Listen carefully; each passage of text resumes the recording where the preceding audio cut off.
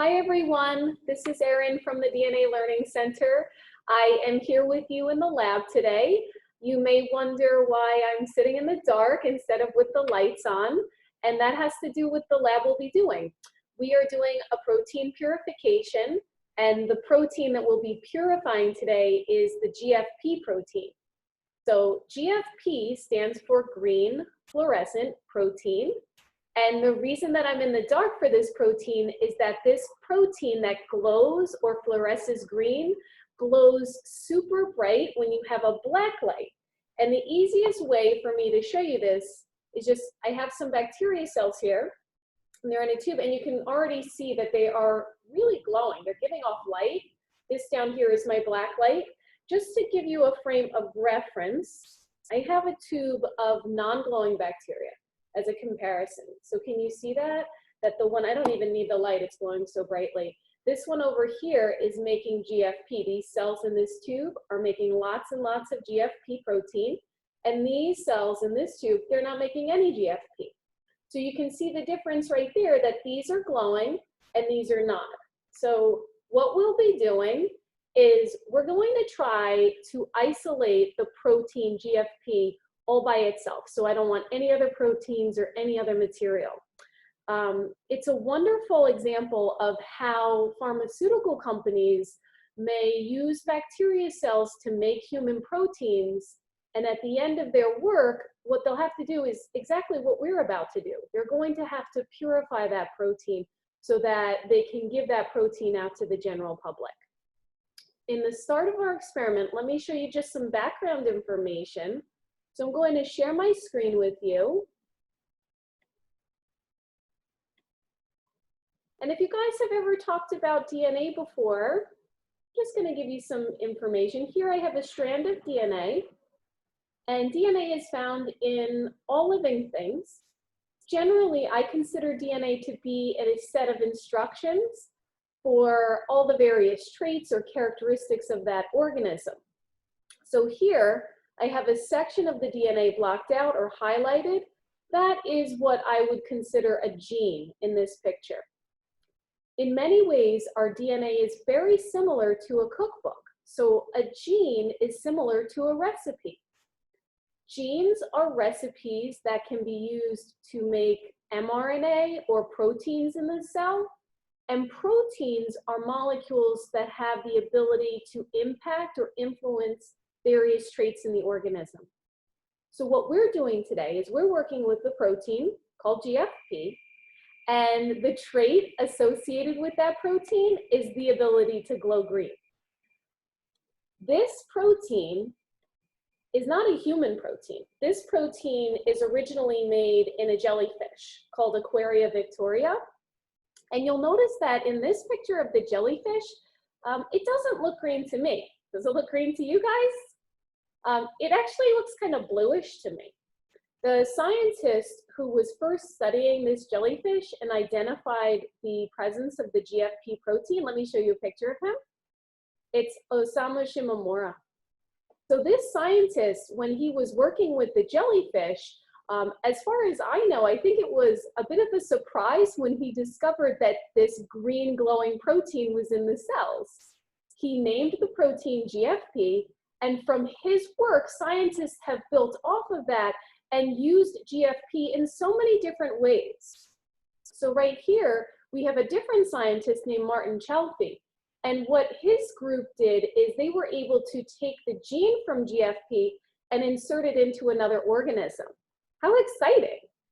The final person that we have here, Roger Tien, was responsible for changing the code or the recipe for GFP so that now we have so many different recipes to make all these different color proteins. And these three scientists won the Nobel Prize for their work in chemistry in 2008. Generally, when a scientist or a group of scientists win the Nobel Prize, it means that their work in some way is going to benefit people. That is really considered important work for society. So I have a question for you.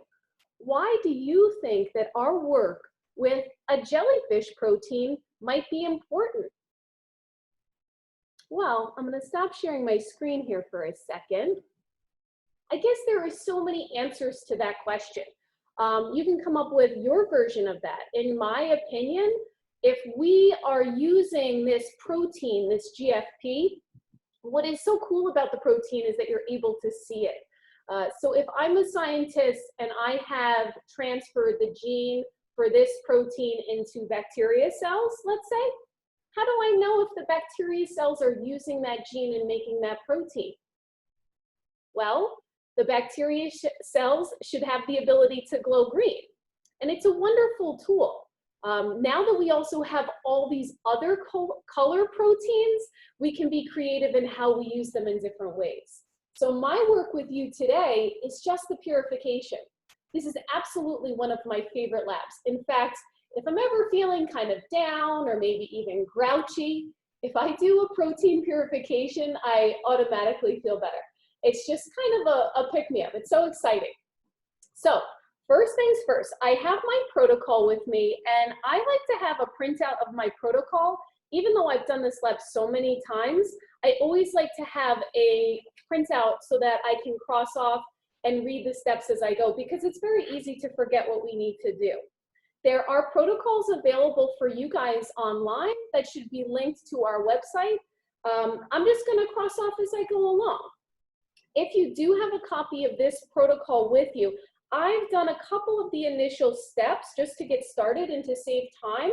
And I am going to start down at step 6 that says to centrifuge the tubes for 5 minutes.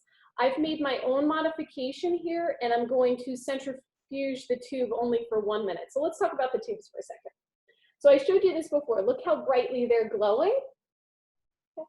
The reason that they're glowing green is because there are bacteria cells in this liquid that are making the GFP. So this is not pure GFP. It's bacteria cells making GFP.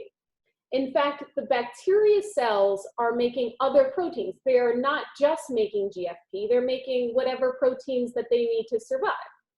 Let me give you a comparison here. So I have a tube here that just has regular bacteria cells, remember? Okay. Because I think that's important to really distinguish between the two. What I want to do is I want to pull those bacteria cells to the bottom of the tube so that I can start working with them. The easiest way for me to pull them to the bottom of the tube is to use this machine, which is called a centrifuge. And you can have all different types of centrifuges in the lab. This happens to be a pretty small one. We also have a really large one that we work with for larger tubes, which is out there. I'm always going to use at least 2 tubes in the centrifuge, because what I want to do, this inside, I don't know if you can see this, but I'm spinning this around here. This little part of the centrifuge, because it spins and I'm adding tubes, I'm adding weight, I want to make sure that I'm adding equal weight to the centrifuge. So I'm always going to balance. I put one tube across from the other. I'm going to put the cap on. I'm going to close this, and I'm just adjusting my time down to 1 minute here. Oh, I skipped it, and I'm just going to press start. So it's not making that much noise. Sometimes it's a little bit louder, but because it's balanced, everything should be rotating properly. And as it spins at this very high speed, what I expect to happen is for the cells, which are heavier than the liquid that they're in, to be pulled down to the bottom. So we'll end up with a separation of the material in the tubes. When the tubes come out, I should have bacteria that's literally stuck to the bottom of the tube, and then just this liquid, the food that they were in. My goal is to get those bacteria cells out of that liquid, because I don't need that liquid anymore. I'm also going to use some terms with you as I go through the lab. One of those terms is the word supernatant. So supernatant is the liquid that's going to be on top in the tube, and the term pellet is going to be what's on the bottom. So in this step of the experiment, the cells will be in the pellet, and the supernatant is not something that I want, so I'll be discarding that. So cool how it opens, right? All right, so let me take the cap off. Let's see what happened to our bacteria. Ooh, look how bright it is. You guys see that now? I don't even have to lift up the light. So that is our pellet on the bottom, and it's glowy. It's nice and green. And that liquid on top is our supernatant. So I'm gonna discard the supernatant. I don't need it. And because in this step, the pellet is so distinct, it's really stuck down there, I can just dump. I'm gonna take my garbage beaker, my waste beaker. I can literally just dump that liquid out. I don't have to worry about the pellet coming up. I'm gonna do that for both of my tubes. And you can see it's still in there, right? All right, at this point, my goal is to break these cells open. Why do you think I wanna break the cells open? What do you guys think? So, like if I had a water balloon and I wanted to get the water out, what would I have to do to the balloon? I'd have to pop it, I'd have to break it. So same thing with the cells. If I want what's inside the cells, in this case, I want that GFP, I have to break those cells open. The first part of this step is to soften the cells. I want to soften their membrane, and then I'm going to use a different solution to actually break through it. So right now we're going to soften the membrane, and if I'm reading my protocol, I am crossing off step 6 and step 7. I'm not going to repeat the steps, again, just for time purposes, but you can do that if you were following along. I am currently on step 8, and that is saying that I should add 30 microliters of a solution called GTE. So I'm using our yellow pipette, and it's set on 30. I don't know if you can see that. It's not very clear. Okay. It's set on 30 microliters. I'm going to get my tips to keep everything sterile. I have my GTE solution over here. Can you see me pipetting? Go to the first stop, tip in the liquid, draw up slow. Pick up my tube. And what I want to do, get some of that supernatant that's still in there. What I want to do is add the GTE directly to that pellet and draw up and down.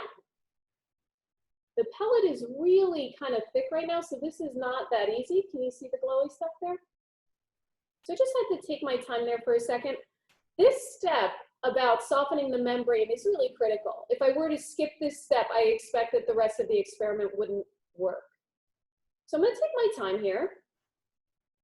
Make sure that the GTE gets all over those cells to help soften them. It's pretty good.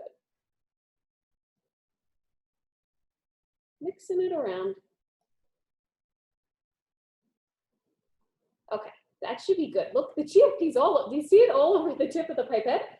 It's everywhere. Okay, gonna throw that out. All right, pick up my other tube. Just mixing up my tubes here. Okay, here it is. All right, so I've got the GTE again. I'm gonna get a new tip. Draw up 30 microliters.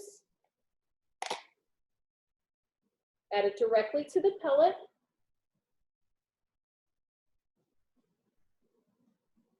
Again, because that pellet is a little bit dense, I'm just kind of trying to mix that up a little bit better, taking my time with this. All right.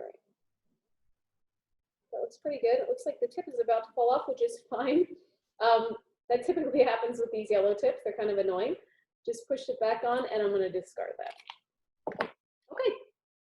So next step is that I'm using a blue pipette, the larger pipette, to transfer 500 microliters of a lysis buffer. So when we talk about lyse or to lyse a cell, that means we're breaking the cell open. The lysis buffer is kind of a soapy solution. It's actually a soap. So I won't be surprised if I do get some bubbles when I pipette this. I'll do my best to pipette slowly. I'm gonna get my new tips. Check my blue pipette's already on 500. Go to the first stop, slowly draw up that liquid. Pick up my first tube. I'm picking up the wrong tubes here. Got too many tubes over here. Okay. All right. just going to add the lysis. And I'm just going to very gently kind of pipette up and down just to make sure that's well mixed.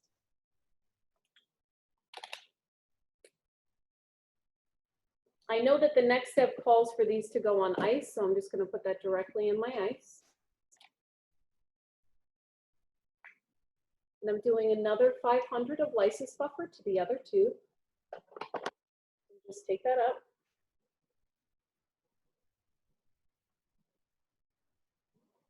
Just pipe that up and down a little.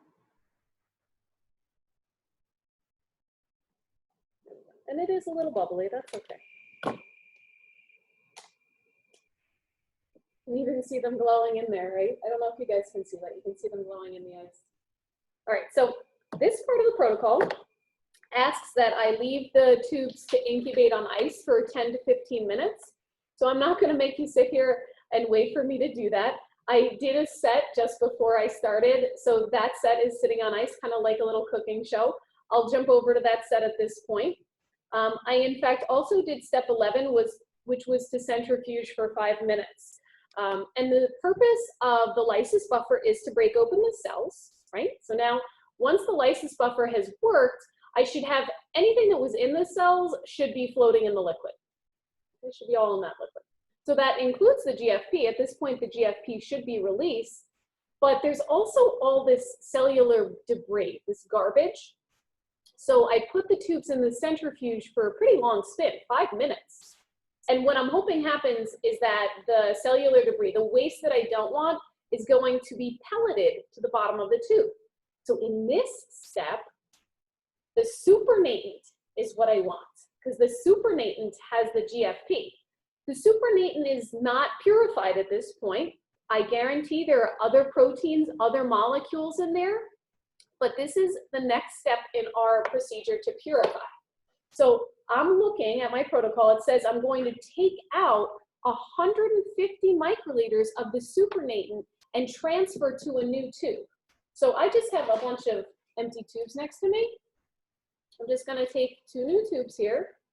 Okay, these are just empty tubes. And I'm going to transfer into each of them 150 microliters. So I'll get my blue pipette, 150. Okay. And I'll pick up one of these. Technically, I could just, because I do have a lot of supernatant in these, I could just take out 150 from one tube.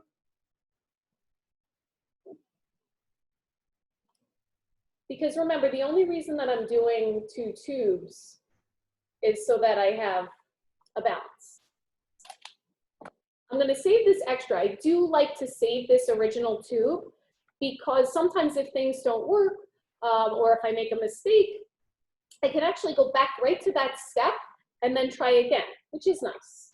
All right, so look, I've got my supernatant in these new tubes.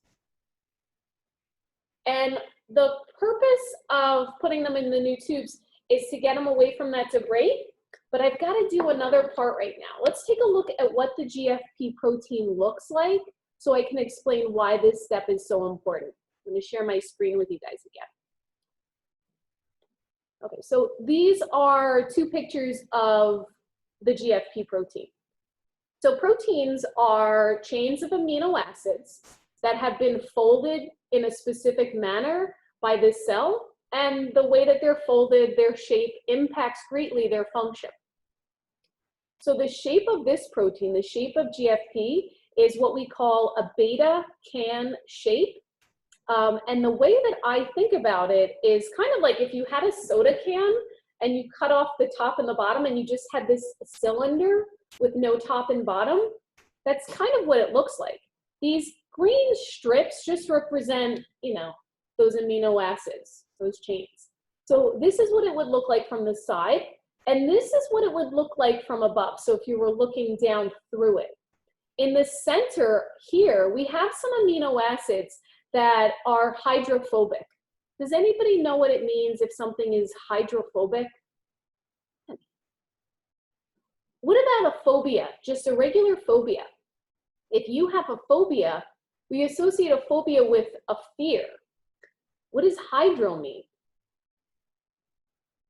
Hydro refers to water.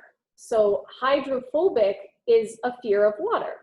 So there is a portion of GFP that is hydrophobic, and we're going to use that to our advantage. In fact, this procedure is really called hydrophobic interactive chromatography. So the hydrophobic part, that is just where we're using the hydrophobic characteristic of the protein to isolate it or to separate it. We're going to allow the GFP to interact with another molecule, actually a bead, which I'll talk about in a second. And the chromatography piece just refers to separation. So again, we're using that hydrophobic characteristic of the GFP to separate it and purify it from the others. So this is my picture of just having that supernatant with the GFP in it. Okay, let me come back. All right. So the way that we're going to use that little hydrophobic piece of the protein, we have to invert the protein. What does that mean, to invert?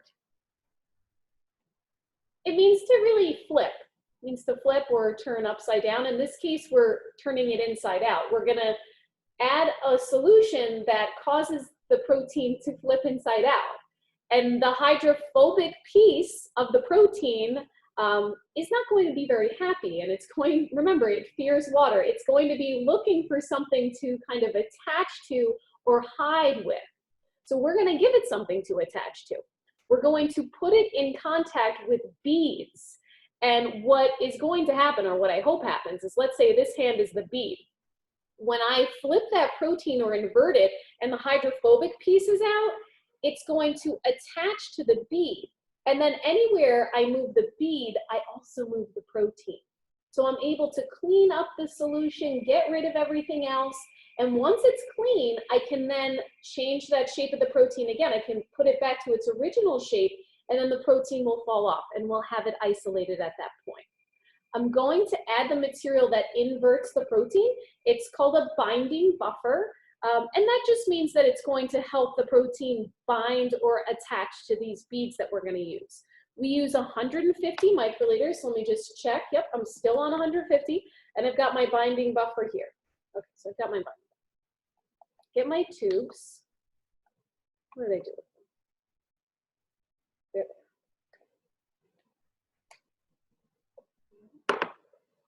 So I'm going to take out 150. I have too many tubes in my hand, so I got to put one down right now.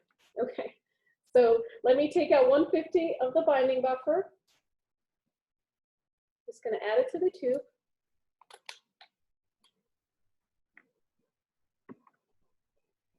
Do the same thing for the other tube.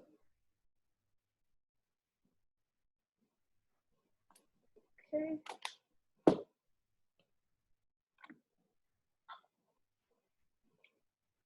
All right, and I'm just going to just invert. Here's our word again, invert that. Make sure everything's mixed. And now I want to put, these proteins should be inverted at this point. I want to put them in contact with these beads.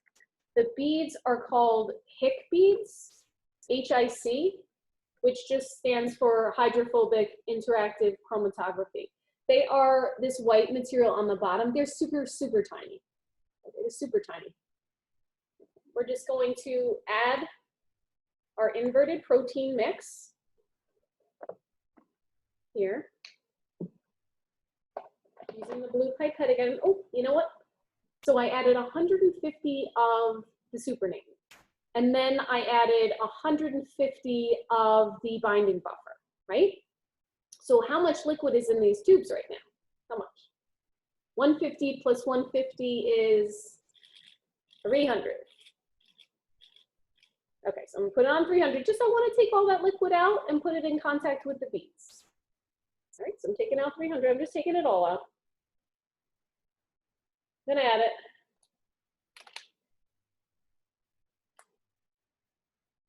Okay, one. And then I'm going to, did I just mix up my tubes? Did not, okay. This is too many tubes in my hand for me. Too many tubes. I get easily confused. All right, so I'm taking out the other one. All right.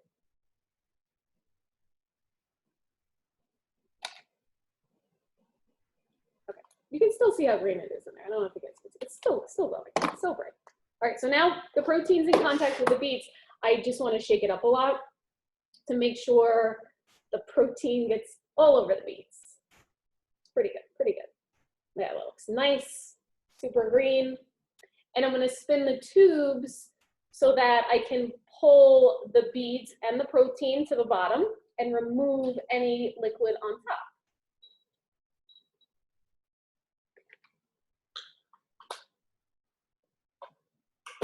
I'm going to do a 1-minute spin. Okay, and I'm just going to check my protocol. I always, like I said, I get confused easily, so I like to know where I am. So I did the 150 of the Supernatant and of the binding buffer. That was step 13. I transferred 300 into the Hick Bead tube. That's step 14. And what I'm going to do is I'm going to be currently on step 15.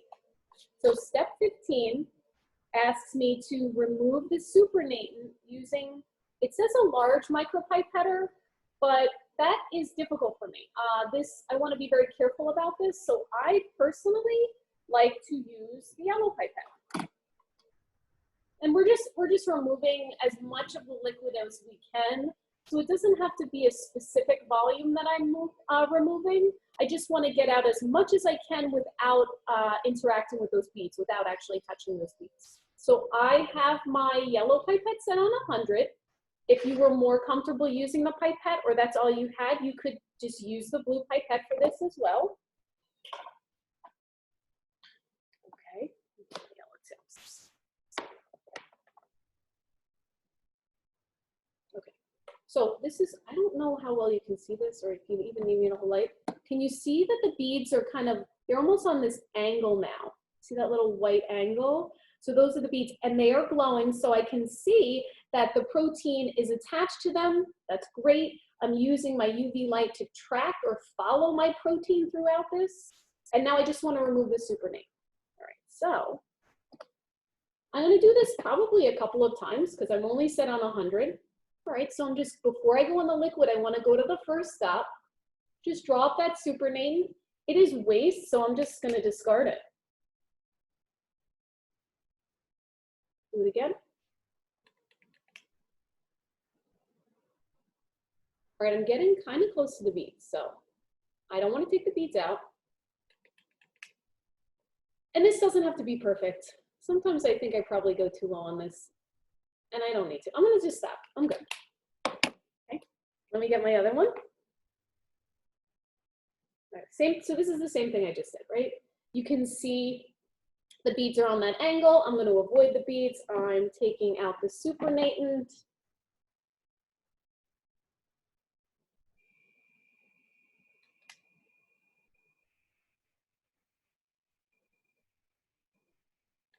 Just discarding it, remember, I have my little waste beaker over there, that's all I'm doing. Okay, I think you did a good job. Okay, all right, so now, where's the protein? You guys remember? It's on the beads, still on the beads. I'm not gonna change that, I just wanna wash the beads a little. I'm not gonna wash the protein off, but I'm gonna wash away any other things that are in there that I don't want. So this is still step 15. It says I'm going to add 800 microliters of a wash buffer, which just washes. Let's bring that pipette, our blue pipette, up to 800. Okay. And I'm looking for my wash buffer. Here's one of my wash buffers.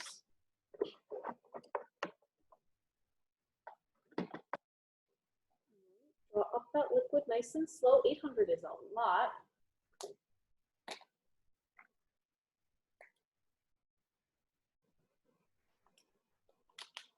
One more.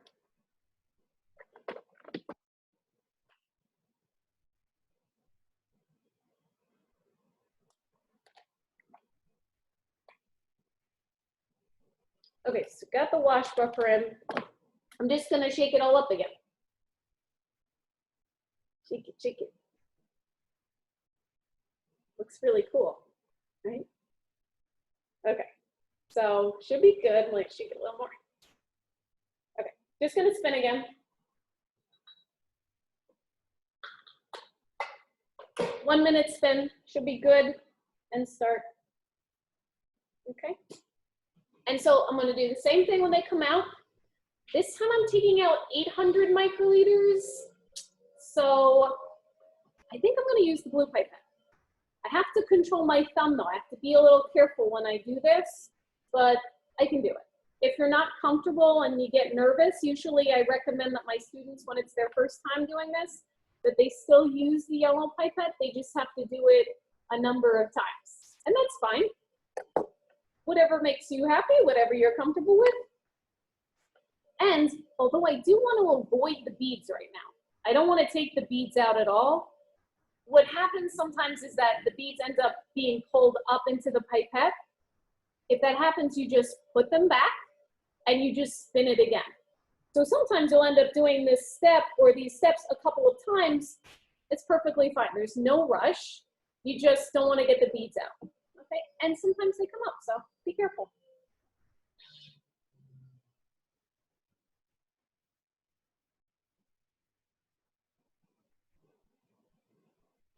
Okay. So I'll do my best. All right. Beads are still glowing green. So that's where it is. Get my blue pipette. I'm a little nervous right now. Okay. Go to the first stop.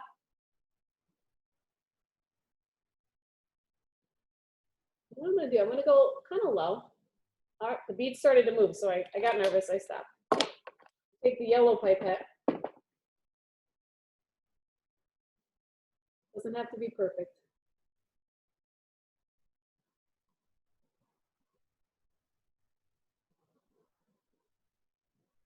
That's pretty good. It is not perfect. I didn't have to get every drop out, but I did go pretty low. I'm impressed. I usually make a mistake there. Okay. Let's try this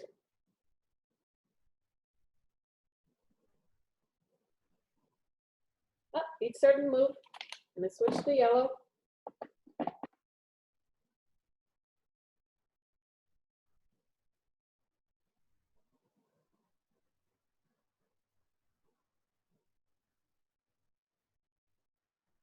I think I can get a little more. Hold on.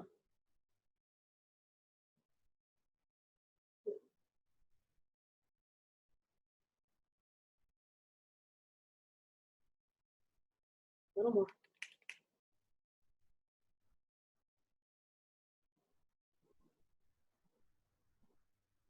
All right, I think I did a good job. Always praise yourself when you're doing well, right? All right, so now, beads should be all clear, except they have GFP on them. Everything else is clean. So what do I want to do? I want to flip the protein back to its original shape so that it falls off. So the buffer we use to do this is called an elution buffer. So I am on step 16. I'm adding 200 microliters of elution buffer. So let me just adjust my blue pipette.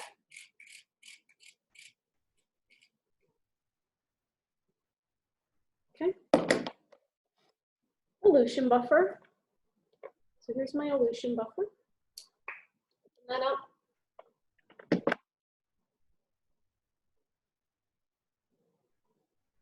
Hold on, got an air bubble. Let me start again. There we go. Okay.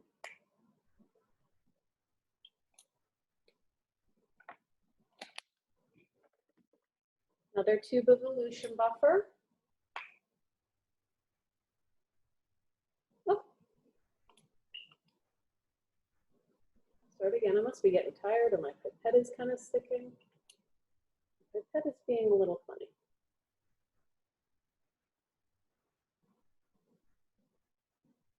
Looks like I didn't have the full 200, so I'm going to just take a little more. Hold on. That looks like it's more than 200. I feel like my pipette is a little off here. I am going to get a new pipette. Hold on.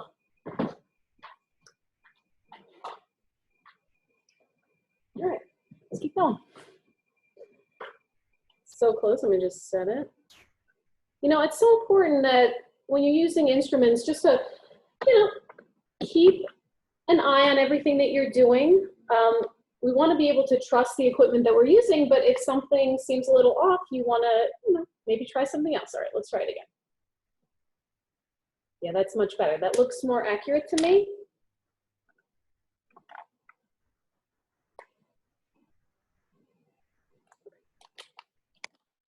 So,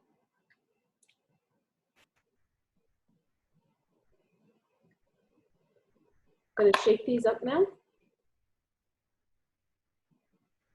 Okay, shake them up.